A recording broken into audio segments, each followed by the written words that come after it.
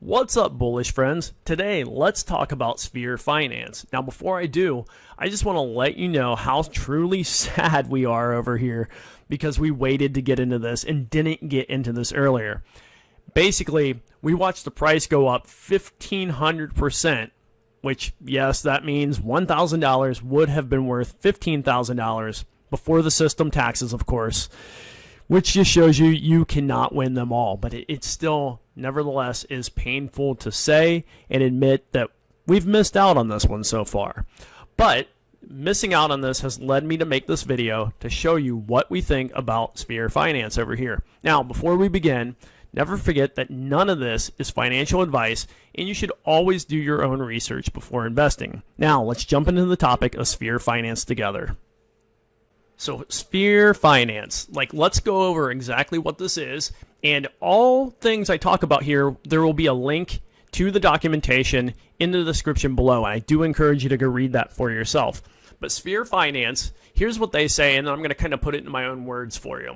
So Sphere is poised to power a revolution in DeFi with an auto staking mechanism, a new financial protocol that makes staking as easy as a transaction. Sphere Finance offers the Sphere token with an automatic staking and compounding capabilities, as well as a market-fixed APY of 99,900% and a daily return on investment of 1.91%.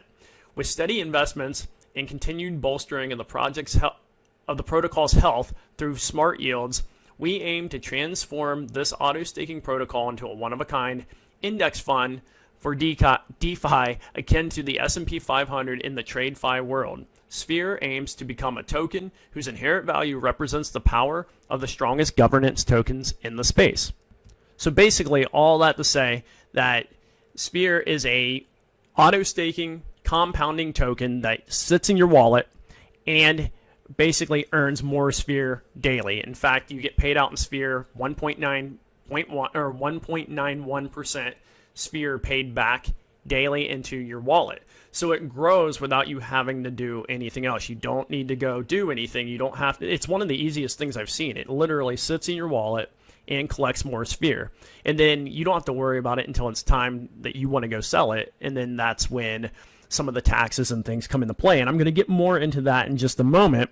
But first off, let's cover some additional things here that are important to know about Sphere Finance. So this team is doxed and KYC'd. I'm going to show you this here. They're doxed and KYC'd by Obsidian, which is Jesse Kelly's one of his companies. And they basically dox and KYC these guys, so they don't have to do it to the public at large. Some of the developers like to keep that quiet for various reasons. But if they're doing it to a well-known team, I find that to be pretty solid as well. It's not perfect, obviously, in this kind of world. We wish everything was full KYC'd, full docs, so we would be able to see everything under the hood. But, I get it. Some for obvious reasons, or sometimes even not obvious reasons, these guys don't come out and they don't get doxed and go that route. They're also currently audited by Certic, and let me show you this. So if you go over to their audit page, you can actually read through their audit. And Certic is pretty reputable, and they basically check various things on the protocol to make sure that it is what it is, and that the code is strong and all that. So you can go through all this. It looks pretty good. Initially looking through it, I didn't see anything that freaks me out. But you can go through it and maybe do your own research on that and see what you think. But it's nice that they actually filed for that, because I think it's like a huge fee that they have to pay to get these audits done. So they get these audits done early on, and they sometimes take a couple months.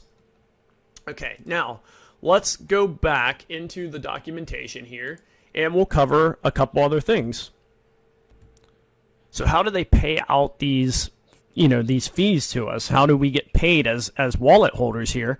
Well, there are two different ways that we're getting paid out, right? Getting this 1.9% per day paid out to us. And the first way is from basically they invest in governance tokens that earn a yield, and they earn this high interest yield, and then they pay a portion of that back to the wallet holders. And then on top of that, they have the taxes. There's a tax system here, and I want to cover the taxes because when I was going through the breakdown on this, I found this really interesting, and I like the way they're doing this. So we'll jump over to the taxes section here, and it talks about basically everything they do to keep this sustainable. And what they're doing is they charge a 13% tax on any buy and transfer that you do. So if you buy the token, you get hit with a 13% tax.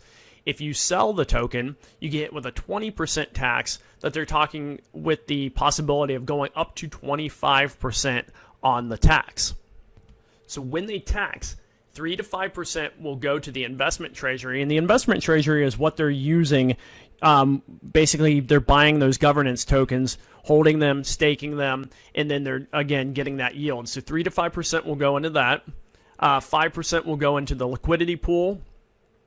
And this helps that they have the liquidity when people are buying or selling, so they need to have that on hand as well.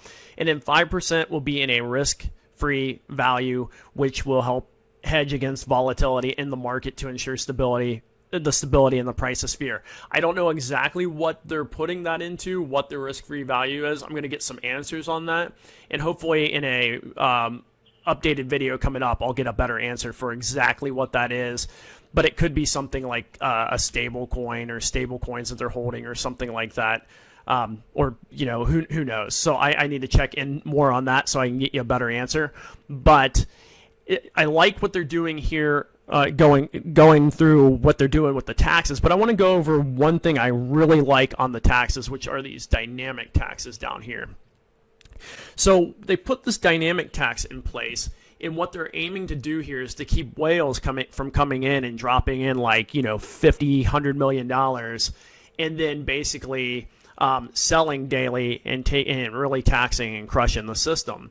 So to prevent that, they put these dynamic taxes in place. So if you actually own 1%, so like every 1% of the liquidity you hold, you get a 5% tax on your claim. So the current system, the way it's designed is if you are a token holder and you go to sell, there's a 20% tax. Well, if you owned 1% of the liquidity, you would also get hit with an additional 5% tax. And this will go every time you get 1% of the liquidity, it will go all the way up to 70%. So you can get hit with an additional 5 all the way up to 70%.